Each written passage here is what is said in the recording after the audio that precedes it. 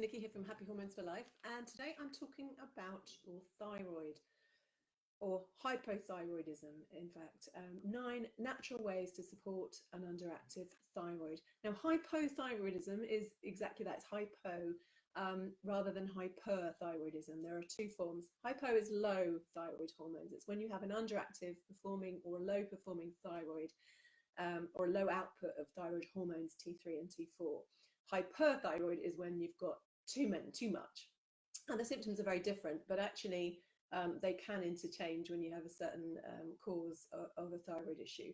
Now, women are more at risk, especially as we age and we go through other hormone imbalances like perimenopause, or in fact, if we have gut issues or genetic susceptibility as well. So what are thyroid hormones? They are like a bit like a thermostat for our cells. So they either turn us up, so they increase our metabolism, energy, temperature, alertness, or they turn us down and they slow down our metabolism, conserve our energy, decrease our temperature, and pretty much shut down non-essential functions. And all that depends on how much thyroid hormone we have available. So they travel to every single cell. And that's why common symptoms are so wide-ranging. I mean, I could write pages of symptoms because low thyroid can affect any part of your body because they're traveling to every single cell. So we do have some kind of key main symptoms for low thyroid. Fatigue, as in, real exhaustion, especially first thing in the morning. So if you wake up feeling unrefreshed, even if you've had a good night's sleep, that's a common cause of low thyroid. It's not the only one, but weight gain that you can't shift because your metabolism is so slow.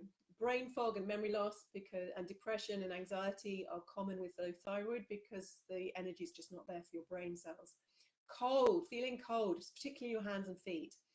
Dry skin, brittle nails, PMS, anxiety, mood swings, puffy face, aching joints, low sex drive, constipation, high cholesterol. There's a whole ton of symptoms that can be associated with low thyroid. Obviously, there's other reasons too for those symptoms, but these are the common ones that we need to look out for. And if you've ticked some of those, you really need to make sure you get your thyroid checked properly, and I'll talk about that in a second. So what are the causes of low thyroid, underactive thyroid, hypothyroidism? The first one is Hashimoto's disease. Now, Hashimoto's disease is the most common cause of an underactive thyroid. It's probably around 70 to 80% of cases, in fact. And this is an autoimmune condition. It's where your immune system produces antibodies to your own thyroid gland, preventing it from functioning properly. Now, the only way of finding out if you have this is obviously to test your thyroid antibodies. Not always 100% reliable, but it's a good indication. The second big cause of low thyroid is nutrient deficiency. So if it's not an autoimmune condition, it's in the other 20 or so %, then it may be that you have a nutrient deficiency because your thyroid hormones need a whole range of nutrients to be able to work properly and convert themselves and be produced.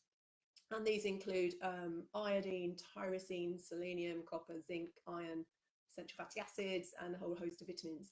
If you're deficient in any of those, then your thyroid could be struggling to work properly. The third reason is stress. Stress is always behind something, isn't it?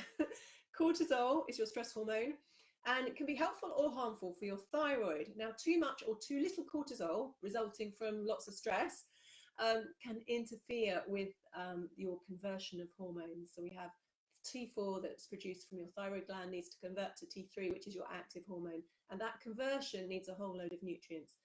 It also relies on cortisol being in the right range. So that is why stress has an impact. Fourthly, low progesterone and high estrogen. So your estrogen progesterone ratio, which we know can go haywire during perimenopause, and that can cause high levels of estrogen compared to progesterone. And high levels of estrogen can increase something called thyroid binding proteins, and that decreases your level of free thyroid hormones, which obviously decreases the level of hormones that are available for the body to use. Now, progesterone is also needed for that conversion process. So if you're low in progesterone, that can be affected as well. The fifth main cause is food sensitivities. So one of the things that's most commonly associated with Hashimoto's disease is a gluten intolerance. It's very interesting. The science is showing that it's very much linked to, and celiac disease, very much linked to Hashimoto's. So you can then develop a leaky gut, and then that can then move on to this autoimmune reaction. So that's one thing.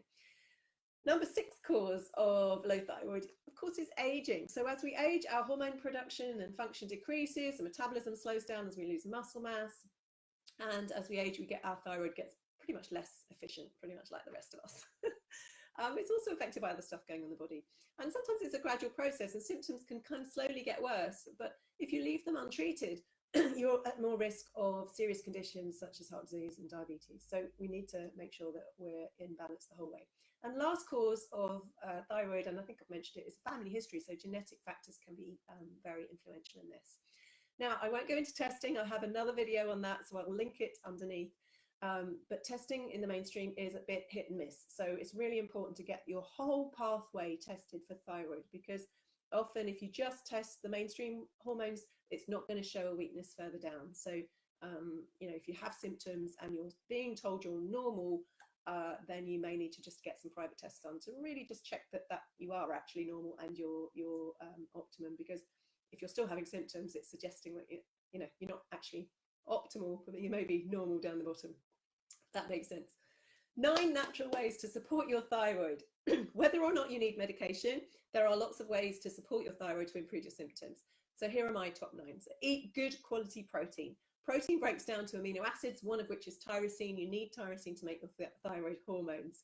And protein also helps to get your hormones around the body, so we need that. Number 2 is reduce sugar. So too much insulin can suppress your thyroid. So it's really important to avoid those refined carbohydrates and the sugar, and always try and eat protein and healthy fats with your food so that you can slow down any sugar release from any carbs. Number 3 is to get your nutrients in. Now, I talked about the nutrients needed for thyroid hormones to actually be created and produced, but also to be converted.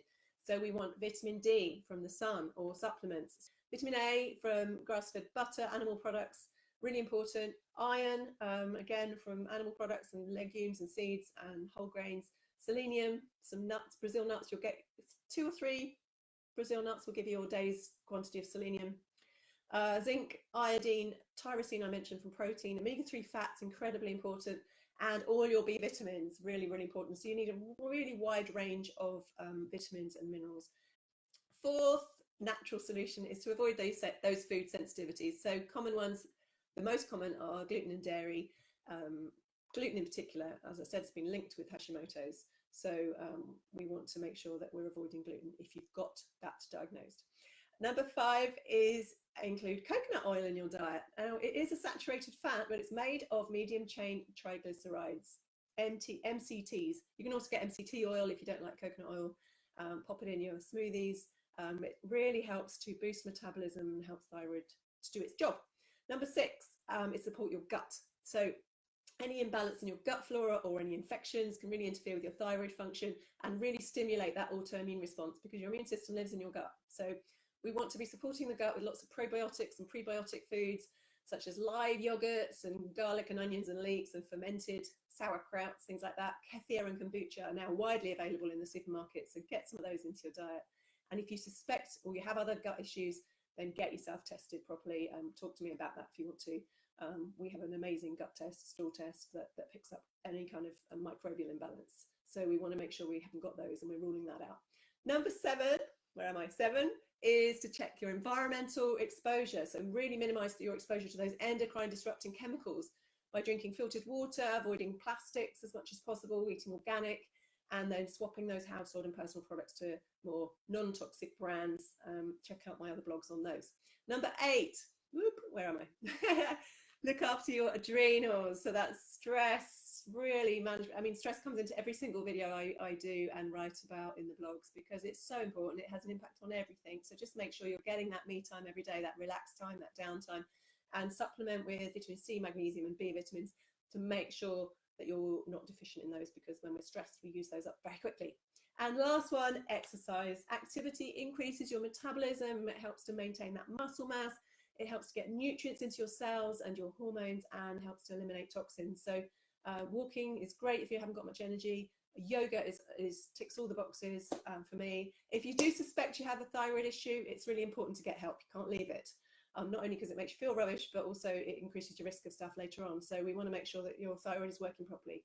So contact me for a discovery call, and we'll get that booked in, and I can chat to you about your thyroid. or click on one of the links below and have a look at some of the other blogs I've done. Okay.